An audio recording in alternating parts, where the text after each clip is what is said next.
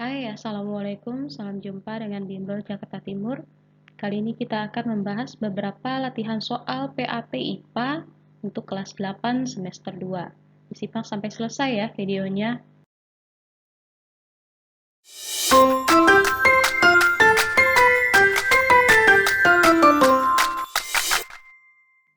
Kita mulai pada soal yang pertama. Angsa lebih mudah mencari makan di tempat yang berlumpur daripada ayam. Hal ini jika ditinjau dari prinsip tekanan dikarenakan C. Kaki angsa memiliki selaput sehingga permukaannya lebih luas dari kaki ayam. Prinsip dari tekanan menggunakan rumus P sama dengan F per A, di mana P adalah tekanan, F adalah gaya ataupun berat, sedangkan A adalah luas permukaan. Jadi, antara tekanan dan luas permukaan berbanding terbalik.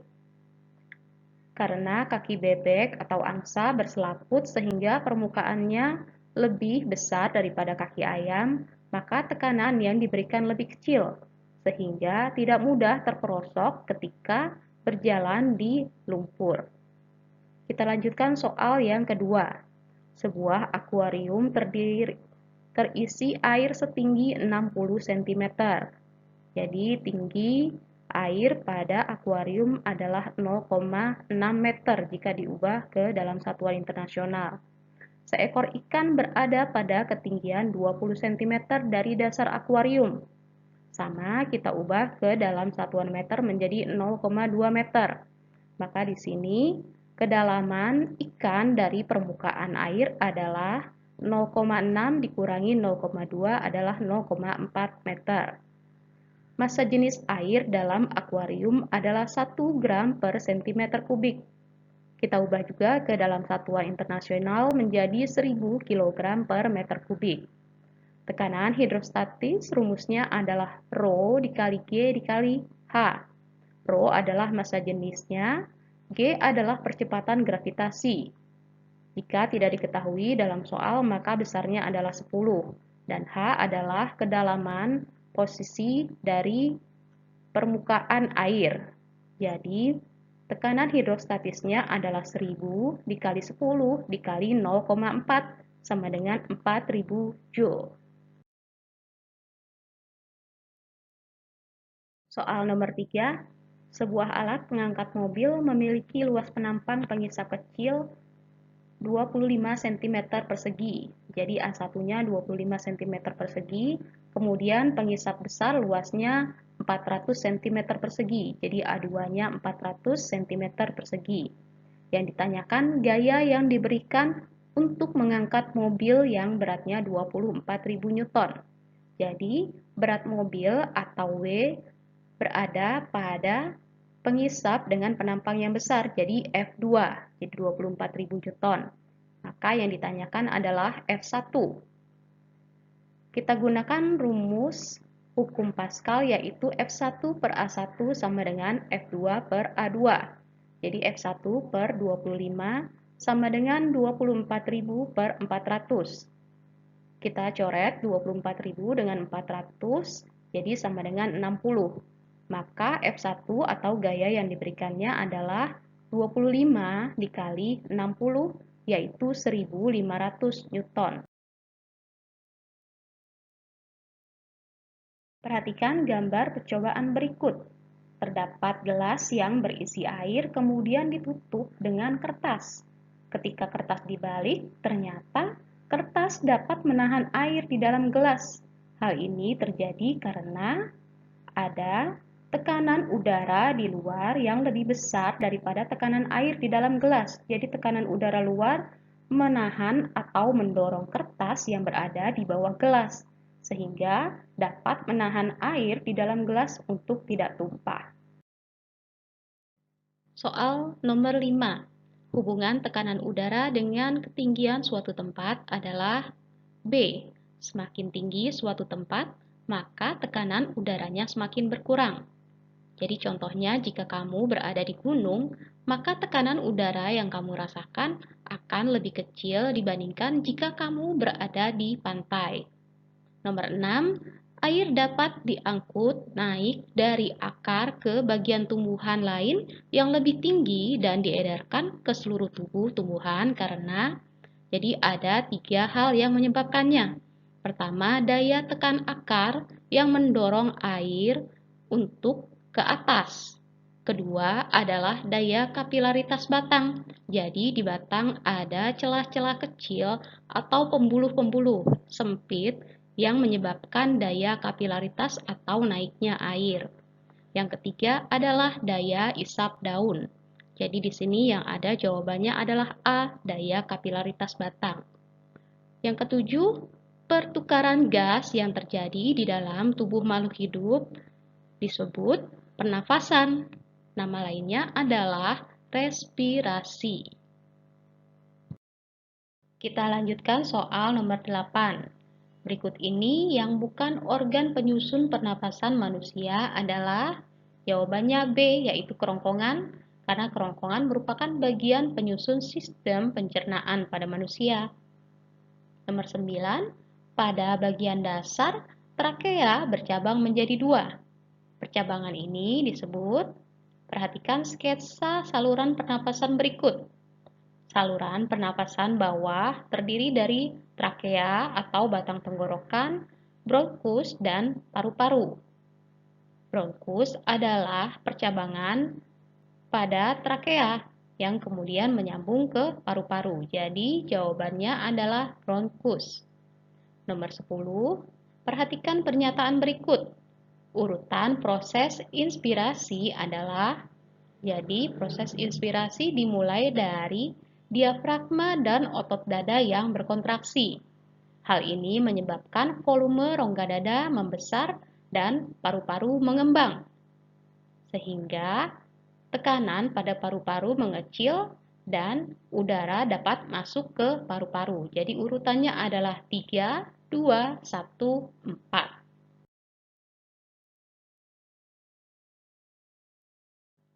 Soal nomor 11. Berikut ini yang bukan merupakan faktor yang mempengaruhi frekuensi pernapasan adalah D. Suhu lingkungan.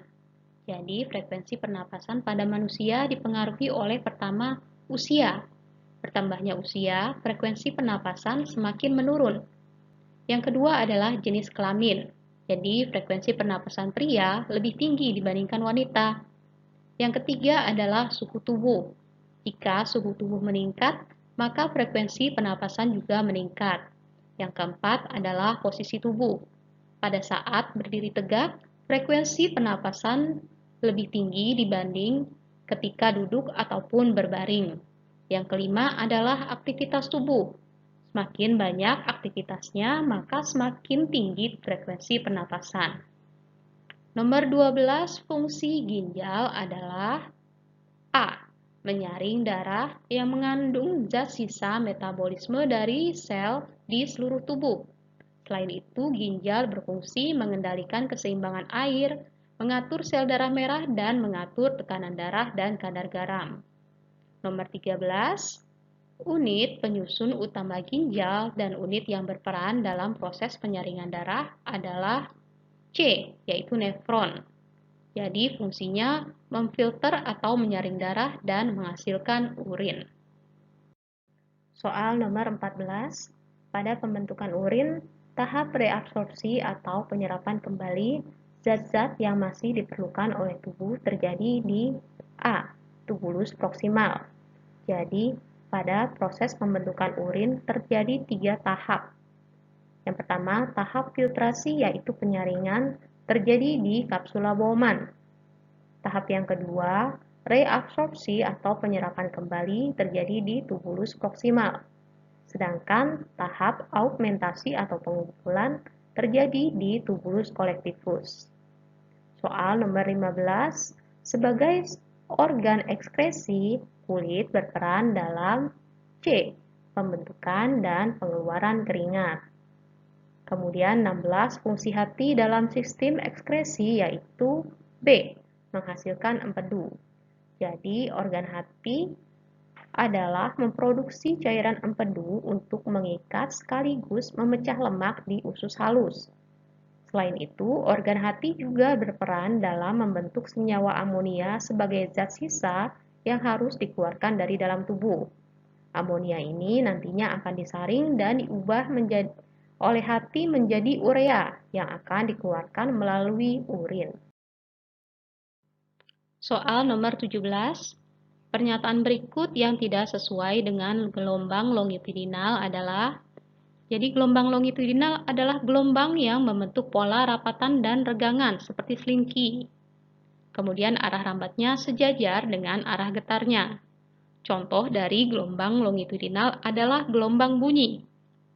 Jadi pernyataan yang tidak sesuai adalah D, karena gelombang yang membentuk puncak dan lembah adalah gelombang transversal.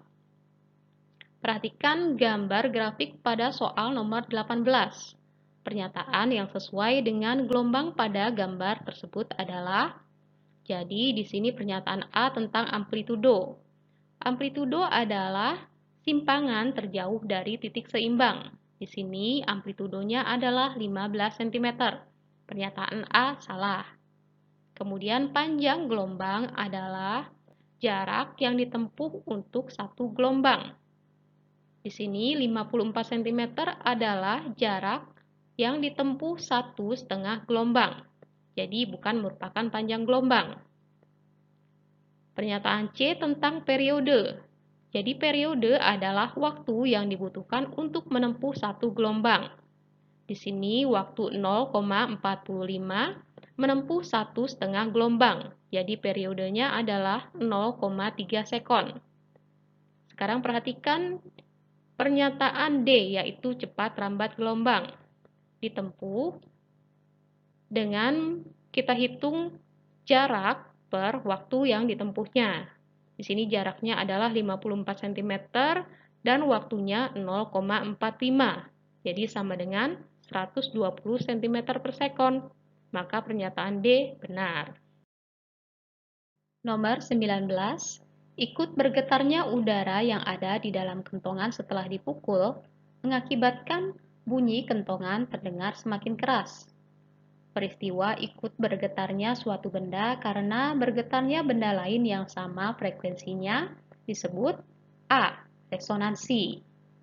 Nomor 20. Berikut adalah bagian yang letaknya di telinga bagian dalam, kecuali, jadi di sini yang berada di telinga bagian dalam adalah saluran Eustachius, rumah siput, dan saluran gelang. Sedangkan tulang martil berada di telinga bagian tengah. Nomor 21. Suatu alat fatometer mengirimkan gelombang bunyi dari permukaan ke dasar laut. Bunyi pantul diterima setelah 3 sekon. Jika cepat rambat bunyi dalam air laut adalah 1.500 meter per sekon, maka kedalaman laut adalah, jadi untuk menentukan kedalaman laut kita gunakan rumusnya S sama dengan V dikali T per 2, di mana V adalah kecepatan bunyi dalam air laut dan T adalah waktunya. Jadi 1.500 dikali 3 kemudian dibagi 2, yaitu 2.250 meter. Kita lanjutkan soal nomor 22. Perhatikan pernyataan-pernyataan berikut. Yang merupakan sifat cahaya adalah, jadi cahaya mempunyai sifat dapat merambat lurus. Cahaya juga dapat dipantulkan dan cahaya dapat dibiaskan. Jadi pernyataan 1, 2, dan 3 betul. Sedang pernyataan 4 adalah pernyataan yang salah karena cahaya merupakan gelombang elektromagnetis. Kita tinjau sekarang soal nomor 23. Sebuah benda diletakkan 7 cm di depan cermin cekung yang jarak fokusnya 3 cm. Sifat bayangan yang terbentuk adalah, untuk menjawab sifat bayangan yang terbentuk, kita dapat menentukannya tanpa menghitung dengan rumus. Jadi, cermin cekung terbagi dalam 4 ruangan. Dari titik pusat cermin ke titik fokus adalah ruangan yang pertama. Kemudian dari titik fokus ke jari-jari cermin adalah ruangan kedua, sedangkan Yang jaraknya lebih jauh dari jari-jari cermin adalah ruang ketiga. Sedangkan ruang yang ada di belakang cermin cekung adalah ruang 4. Karena jarak fokusnya adalah 3 cm, maka jari-jarinya adalah 2 kalinya, yaitu 6 cm. Perhatikan, benda diletakkan 7 cm di depan cermin, maka lebih jauh dari jari-jari, sehingga benda berada di ruang 3. Ruang benda dan ruang bayangan dalam cermin cekung jika dijumlahkan hasilnya adalah 5. Maka ruang bayangannya adalah 5 dikurang 3 yaitu 2. Jadi bayangan berada di depan cermin. Artinya bayangan bersifat nyata dan terbalik. Kemudian perhatikan ruang bayangan yaitu 2 lebih kecil dari ruang bendanya. Jadi bayangan diperkecil. Soal nomor 24, sebuah benda diletakkan di depan lensa cekung pada jarak 9 cm. Jadi S sama dengan 9 cm. Kemudian jari-jari ke lengkungan lensa adalah 12 cm. Maka jarak fokusnya adalah setengahnya, yaitu 6 cm, dan bernilai negatif karena lensa cekung. Kita langsung substitusi ke rumus 1 per S ditambah 1 per S aksen sama dengan 1 per F. Jadi 1 per 9 ditambah 1 per S aksen sama dengan 1 per minus 6. Jadi 1 per S aksennya sama dengan 1 per minus 6 dikurangi 1 per 9. Kita samakan penyebutnya menjadi 18, maka 18 dibagi minus 6 adalah minus 3. Kemudian dikurangi 18 dibagi 9 adalah 2. Jadi 1 per S aksen nilainya adalah minus 5 per 18. Maka jarak bayangannya adalah 18 dibagi minus 5 yaitu minus 3,6 cm. Untuk lensa, nilai negatif artinya berada di depan lensa. Jadi jawabannya adalah A.